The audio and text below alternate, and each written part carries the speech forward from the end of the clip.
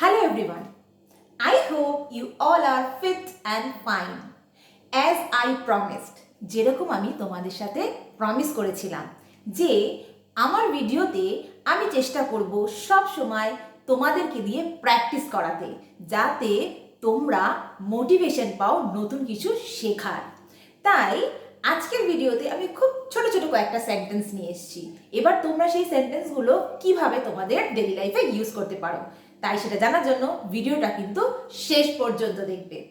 তাই তোমরা হয়তো অনেকের কাছেই শুনেছো, তুমি যদি ইংলিশে কথা বলতে চাও প্রথমে ছোট ছোট সেন্টেন্স ইউজ করো, তাহলে দেখবে ভালো শিখে যাবে।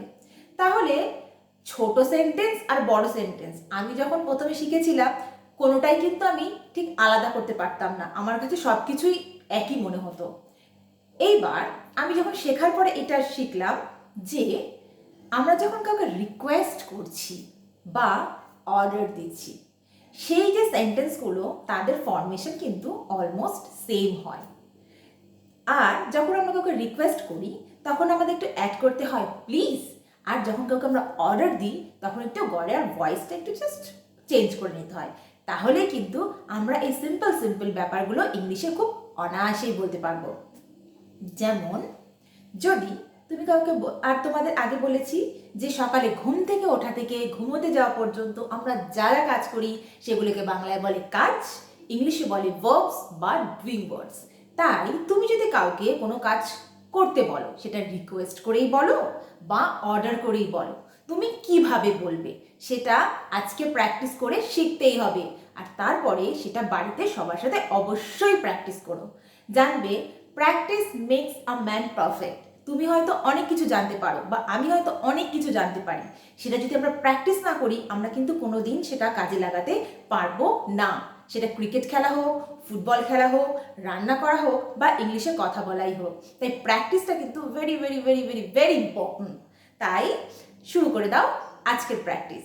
তাই আমরা কি শিখবো আজকে? কাউকে যদি ইনস্ট্রাকশন দিতে চাই বা রিকোয়েস্ট করতে চাই কিভাবে বলবো।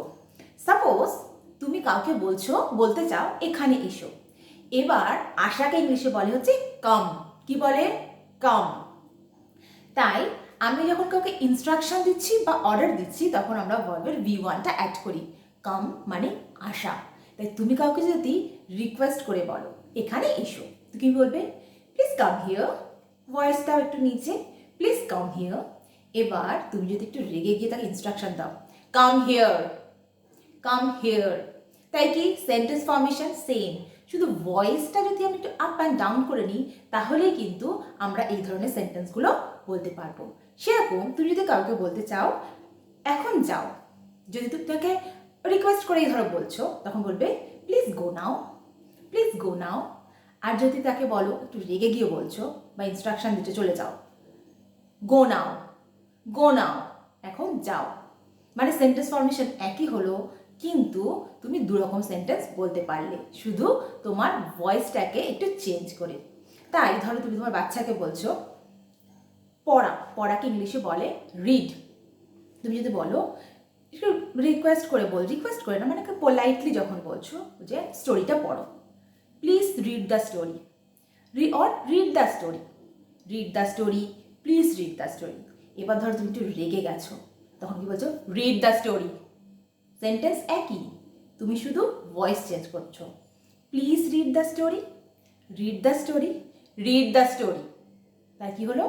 কাম here, come here, go now, go now, read the story, read the story.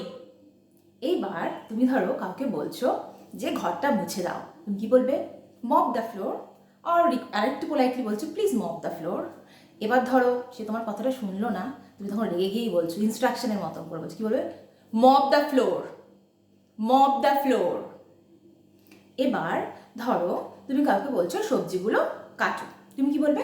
Cut the vegetables, cut the vegetables. এবার আরেকটু পোলাইটলি রিকোয়েস্ট করে বলছো please cut the vegetables, please cut the vegetables. এবার ধরো তোমার রান্না করতে ইচ্ছে করছে না, তুমি কাউকে বলছো একটু রান্নাটা করো, please cook the food, please cook the food today, please cook the food today, or please make lunch today, or please make lunch today.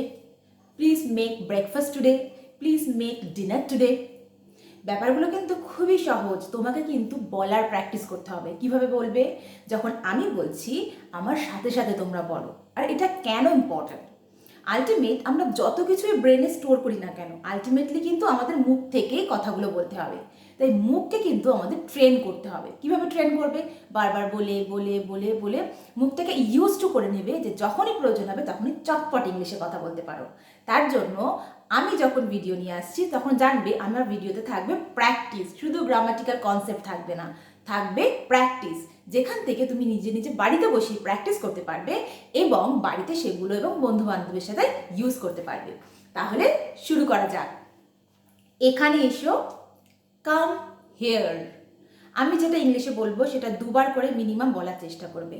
Come here, এখানে এসো। প্লিজ কাম হিয়ার, প্লিজ এখানে এসো।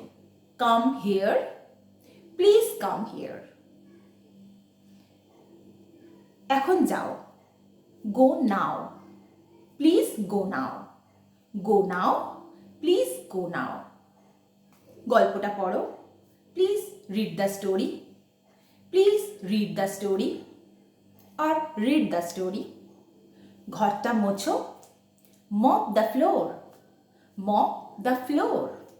সবজিগুলো কাটো, cut the vegetables, cut the vegetables. ব্রেকফাস্টটা বানাও, make the breakfast, make the breakfast. আবার repeat, read the story, go now, come here, mop the floor, cut the vegetables and cook food. এবার আমি বাংলায় বলছি, এবার চেষ্টা করো তোমরা সেগুলো ইংলিশে বলতে পারো কি। সবজিগুলো কাটো, 1 2 3, cut the vegetables. ব্রেকফাস্টটা বানাও, 1 2 3, make breakfast. ঘরটা মোছো, 1 2 3, মপ দ্য ফ্লোর। স্টোরিটা পড়ো, রিড দ্য স্টোরি। এইভাবে যে সেন্টেন্সগুলো আমি বললাম, যদি তোমার কাছে খাতা পেন থাকে তুমি লিখেও নিতে পারো। আমি আবার রিপিট করছি, read the story, cut the vegetables, cook food, mop the floor, come here, go now, go now, please go now, come here, please come here, cut the vegetables, cut the vegetables, mop the floor, please cook food. I hope তোমরা এই ভিডিওটা থেকে একটু হলেও কিছু শিখেছো। আর শেখার সাথে সাথে শুধু শুনে নিলে হবে না, সেটা আমার সাথে প্র্যাকটিস করতে হবে। প্র্যাকটিস করার পরে বাড়িতে সবার সাথে সেটা বলতে হবে, তাহলেই তুমি দেখবে একটা ইমপ্রুভমেন্ট তুমি নোটিস করতে পারছো। শুধু ভিডিও দেখে চলে গিয়ে কিন্তু আজ পর্যন্ত কারোর লাভ হয়নি। তাই আমিও যদি শুধু 5 বছর ধরে ভিডিওই দেখতাম, আমি কিন্তু আজকে এখানে আসতে পারতাম না। তাই তুমিও যদি তোমার স্বপ্নটা পূরণ করতে চাও, ইংলিশে কথা বলতে চাও, আমার সাথে কিন্তু তোমরা প্র্যাকটিস করো।